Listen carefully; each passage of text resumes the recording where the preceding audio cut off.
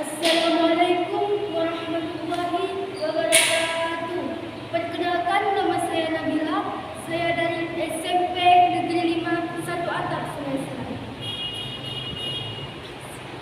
Bangun pagi langsung sarapan, sebelum pergi mencari ikan, hati tergerak mengucapkan salam pembuka untuk kalian. Assalamualaikum warahmatullahi wabarakatuh. Alhamdulillahirabbil alamin wa bihi nasta'in wa ala umuri dunya waddin wassalatu wassalamu ala asrofil anbiya'i wal mursalin wa ala alihi wasahbihi ajma'in. Amma ba'd. Pertama-tama marilah kita panjatkan puji dan syukur kita atas kehadiran Allah Subhanahu wa taala, yang mana pada kesempatan saat ini kita masih diberi kesehatan untuk mengikuti lomba Isra Mi'raj. Salawat beserta salam tetap tercurah kepada baginda besar kita Muhammad SAW beserta keluarganya, para sahabatnya, dan insyaallah kita sebagai umatnya. Amin amin ya rabbal alamin.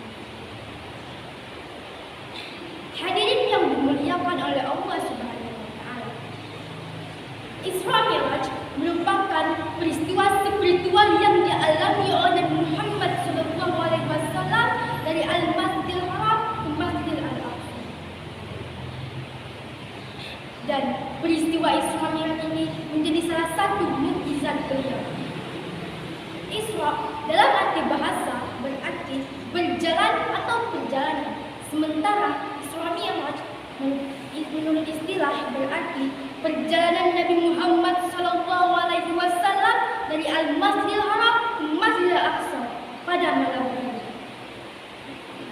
Lalu naik ke Sidratul Muntaha dan menerima wahyu salat 5 waktu, di mana disebutkan dalam surah Al-Isra ayat 1 yang berbunyi,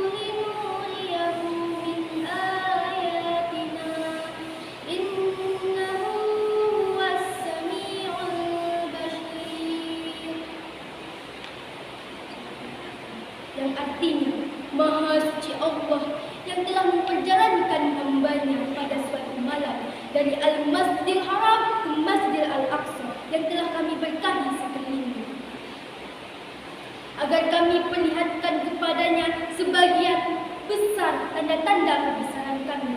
Sesungguhnya Ia adalah Maha mendengar dan Maha mengetahui. Di dalam peristiwa Isra Mi'raj ini diperintahkan Allah Subhanahu wa taala untuk menjalankan salat 5 waktu. Yang awalnya salat diperintahkan Allah Subhanahu wa taala 50 waktu hingga menjadi 5 waktu. Tapi di zaman sekarang ini masih saja banyak orang yang meninggalkan salatnya dengan sengaja. Padahal Nabi Muhammad SAW telah berusaha meminta keringanan kepada Allah Subhanahu wa taala. Malah salatnya neraka efeknya, itu semua syaitan yang menggoda. Na'udzubillah, na'udzubillah. Dan adapun beberapa hikmah peristiwa Isra Mi'raj. Yang pertama, mempercayai kekuasaan Allah Subhanahu wa taala. Peristiwa Isra Mi'raj ini menjadi bukti keagungan dan kekuasaan Allah Subhanahu wa taala. Sebab perjalanan Nabi Muhammad SAW dalam peristiwa Isra Mi'raj ini seolah tak masuk akal. Namun peristiwa Isra Mi'raj ini bukannya tidak masuk di akal, tetapi akal kita lah yang tidak dapat menjangkaunya. Selain itu, mempercayai kekuasaan Allah membutuhkan kacamata Dan peristiwa Isra Mi'raj ini menjadi bukti bahwa mukjizat itu nyata dan hanya milik Allah SWT. Yang kedua, sebagai ujian keimanan seseorang. Bagi umat muslim yang benar-benar beriman, ia akan mempercayai dan akan membenarkan peristiwa Isra Mi'raj ini. Tetapi bagi orang yang tak beriman akan semakin lemah imannya kepada Allah Subhanahu wa taala. Yang ketiga, perintah menjalankan sholat lima waktu. Pada umumnya, Allah memerintahkan Nabi Muhammad SAW melalui malaikat Jibril, tetapi tidak dengan sholat. Sholat diperintahkan secara langsung dalam peristiwa Isra Mi'raj ini. Yang awalnya, saya peringatkan sekali lagi, yang awalnya sholat terdiri dari 50 waktu hingga 5 waktu. Nabi Muhammad lah yang telah meminta keringanan kepada Allah dari 50 waktu hingga menjadi angka yang sangat sedikit, 5 waktu dalam sehari semalam.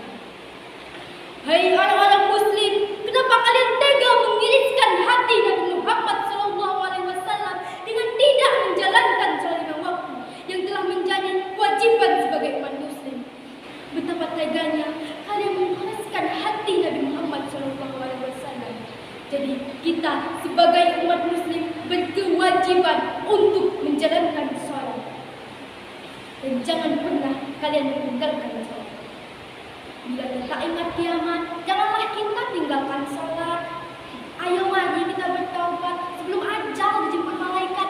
Raihlah bekal di akhirat. Baiklah, sampai di sini ceramah saya. Apabila ada kekurangan dan kesalahan, saya mohon maaf. Kepada Allah saya mohon ampun. Sekali lagi saya mohon maaf apabila ada kesalahan, karena kesempurnaan hanya milik Allah dan kesalahan datang dari syaitan, dan kita hanyalah korban dari syaitan.